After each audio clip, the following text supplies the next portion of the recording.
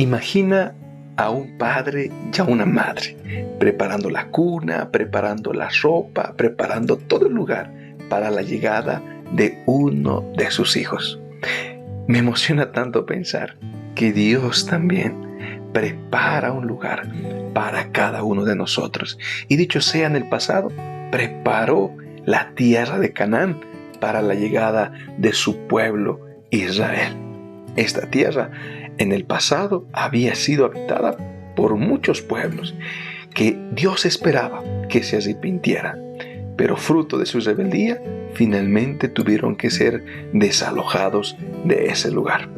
En la lección de la escuela sabática de esta semana hablaremos acerca de la imagen de un Dios que pelea por cada uno de nosotros. Así que quédate porque ya comenzamos con la lección de esta semana.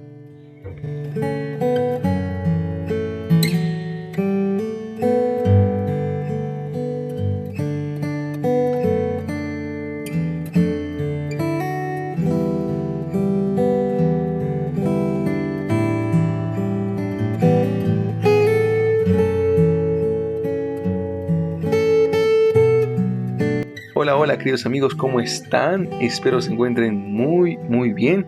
Estamos comenzando una lección más de la escuela sabática, la lección número 5, que lleva por título Dios pelea por ustedes. En la lección de esta semana veremos la imagen de un Dios que prepara el camino y el hogar para cada uno de sus hijos. El día domingo lleva por título La iniquidad de los cananeos. Y vamos a buscarnos en nuestras Biblias en este momento esta porción que se encuentra en Génesis capítulo 15, versículo 16. Y la Biblia va a mencionar algo bastante interesante, empezando en primer lugar sobre el llamado y el pacto que Dios hizo con su pueblo. Dice la palabra de Dios en Génesis 15, 16. Y tus descendientes volverán acá a la cuarta generación, porque hasta entonces no habrá llegado a su colmo la maldad del amorreo.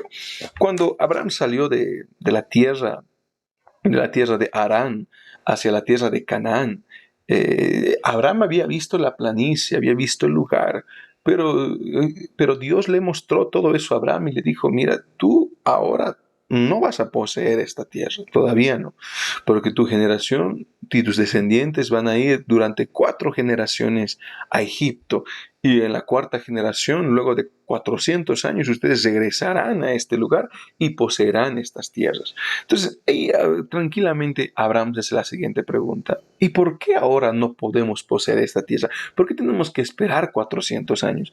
Y Dios responde en el versículo que leímos: porque la maldad del amorreo no ha llegado a su colmo. Es decir, Dios estaba esperando que este pueblo se arrepintiera. En el corazón de un Dios amoroso existía la esperanza de que este pueblo podía cambiar, podía retractarse de sus malos caminos. Pero ya que ellos no lo hicieron, el tiempo se agotó.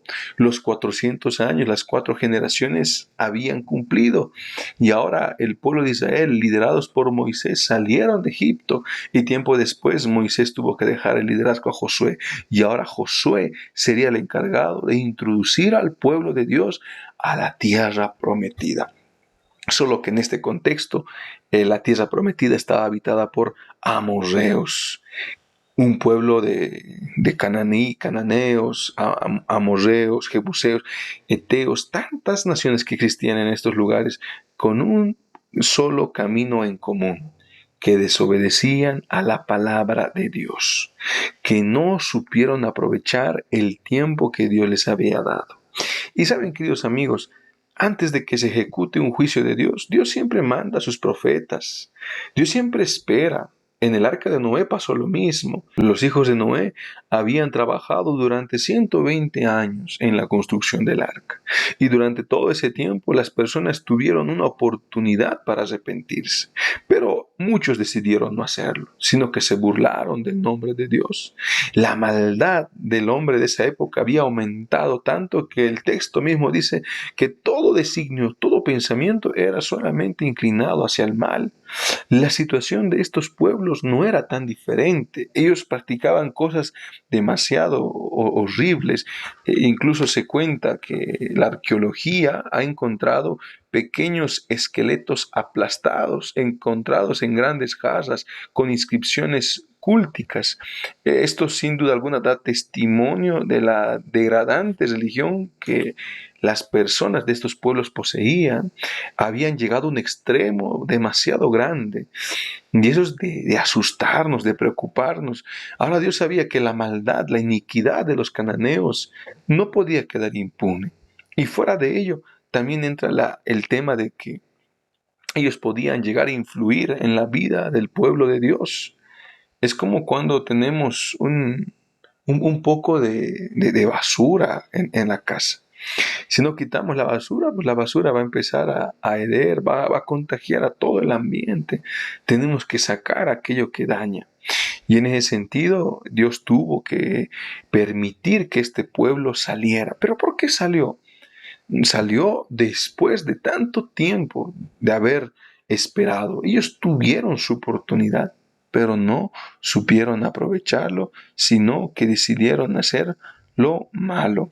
Finalmente fue la dureza del corazón de este pueblo que impidió que la voluntad de Dios se haga realidad con ellos. Y hermano Abraham, si ellos se hubieran arrepentido, bueno, la historia hubiera sido completamente diferente. Quizás este pueblo hubiera formado parte del pueblo de Israel. Lo único que sabemos es que ellos no decidieron aceptar la voluntad de Dios. Ahora, en ese sentido, entra en tela de juicio el tema del juicio y sobre todo el tema de Jesús como nuestro juez. ¿Es justo hacer esto, hermano Abraham? ¿Es justo que exista este tipo de muerte? Mire, vamos a Génesis capítulo 18 y vamos a buscarnos en el versículo número 25. Esta es la intercesión que hace Abraham por su sobrino Lot en Sodoma y Gomorra.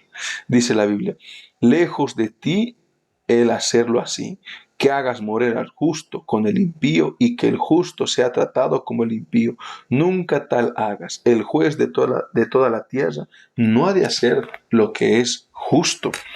Y en ese sentido, Abraham empieza a levantar una lista que empieza desde los 50 a los 40, a los 30, a los 20 y a los 10. Y finalmente la Biblia dice que no había ni siquiera 10 justos en la casa o en el pueblo de Sodoma y Gomorra. Y Dios no estaba haciendo lo injusto. No es que existían justos e injustos, no, sino que los justos fueron salvados. Pero la mayoría del pueblo de Sodoma y Gomorra eran personas que estaban inclinados hacia el mal.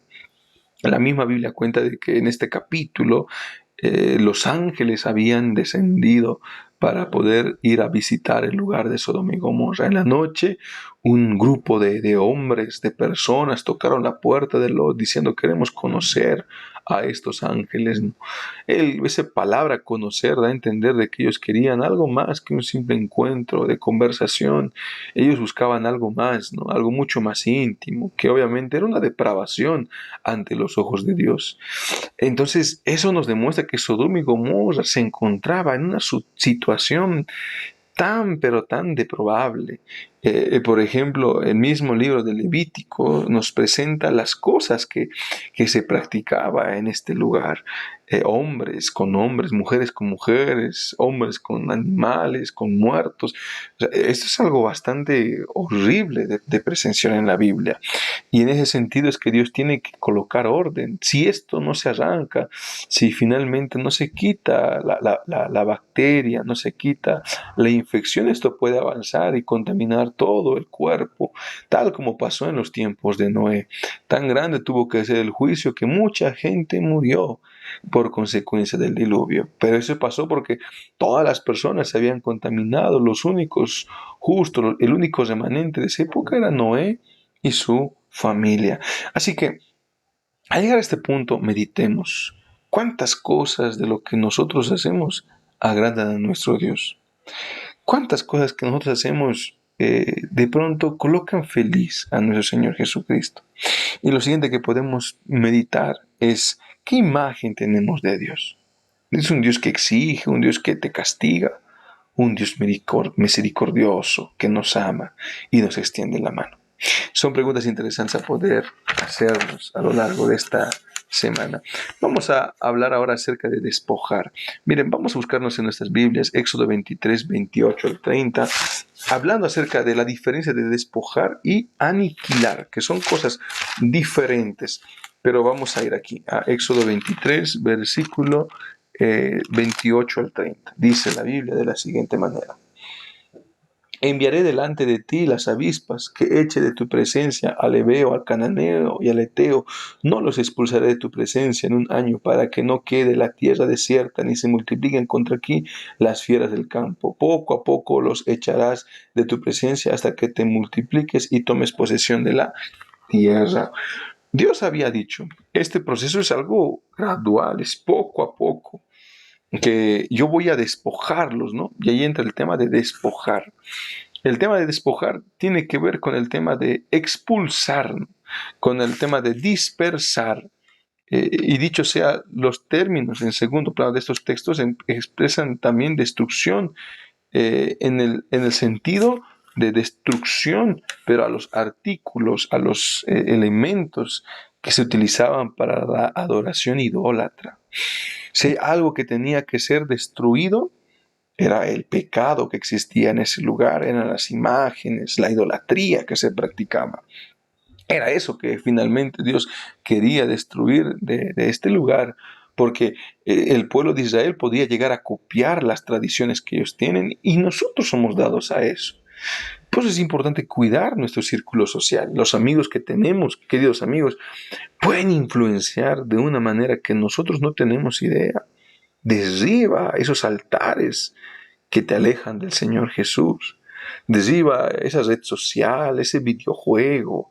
Derriba de pronto esas amistades, esos pasatiempos que te alejan del camino de Dios. Pero lo que Dios desea es despojar, ¿no?, a ese pueblo que durante mucho tiempo había tenido oportunidad de arrepentirse. Y aún incluso en el hecho final, cuando el pueblo de Israel salía para la batalla, Dios estaba buscando de toda forma y de toda manera que este pueblo pueda ser salvado. Y mujeres como Rahab lo consiguieron, pero la mayoría decidió no escuchar a la voz de Dios. Y como menciona el texto, ¿no?, muchos de ellos, al igual que el faraón, endurecieron sus corazones y se aferraron a la cultura hasta el punto que fueron destruidos con esta. O sea, mucha gente dijo, no, estamos bien así, no queremos abandonar lo que hemos hecho toda nuestra vida. ¿Y el resultado cuál fue? Pues el resultado fue que muchos de ellos tuvieron que ser destruidos dentro de su misma cultura.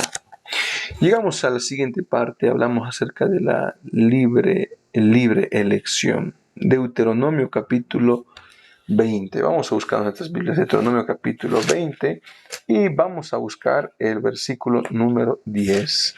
Hay algo importante que dice la Biblia en Deuteronomio 20, versículo 10. Vamos a leer. Cuando te acerques a una ciudad para combatirla, le propondrás la paz. Asimismo, el verso 15 al 18 menciona lo siguiente. Así harás con todas las ciudades que estén muy lejos de ti y no pertenezcan a estas naciones. Pero en las ciudades de estos pueblos que Jehová tu Dios te da por heredad, ninguna persona dejarás con vida. Y continúa diciendo, sino que destruyas completamente al Eteo, al Amorreo, al Cananeo, al Fereceo, al Heveo, al Jebuseo, como Jehová tu Dios te ha mandado, para que nos enseñen a imitar todas estas abominaciones que ellos han hecho en honor a sus dioses, y pequéis contra Jehová vuestro Dios. El tema de la destrucción, queridos amigos, era un tema de las consecuencias que eso podría traer. Las personas que estarían con vida, infelizmente, llegarían a tener una, una gran controversia, una gran influencia en el pueblo de Dios. Pero cabe recalcar el primer versículo que leímos. Dios ordena que cuando el pueblo de Israel llega a estas tierras, les ofrezca la paz. Ellos no venían para la guerra, ellos venían a hacer paz. Pero el único incidente era que el pueblo no aceptaba esa paz. Ellos de pronto querían hacer cualquier otra cosa, pero menos la paz. Y eso traía conflictos, problemas que concluían con estos pueblos siendo destruidos por Dios. Yo quisiera hablar con muchos de los que están aquí conectados, queridos amigos. ¿Detrás de qué altar te estás escondiendo? ¿Detrás de qué excusa estás caminando? ¿Cuántas veces nosotros podemos tener y tomar la libre elección de hacer el mal y estar libremente equivocados? Pero de nada sirve la libertad cuando no hacemos la voluntad de Dios. Y la voluntad de Dios era que, en primer lugar, el otro pueblo haga la paz con Israel. Pero al hacer la guerra, lo único que alcanzaron fue muerte, sufrimiento y dolor para su pueblo. Finalizamos, queridos amigos, y hablamos ahora sí del príncipe de paz. Y yo aquí quiero centrarme en una idea contundente. En los evangelios encontramos que Jesús muchas veces dijo: yo no he venido a hacer paz, yo he venido a traer la guerra, a traer la espada.